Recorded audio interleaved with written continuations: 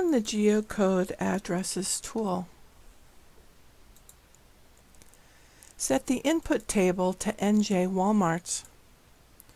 For the input address locator, choose ArcGIS World Geocoding Service. Set the address or place box to Street ADDR. Set the city to STR City and the zip to zip code. Name the output feature class NJ Walmarts PTS. Check the box for United States for the country. Click Run.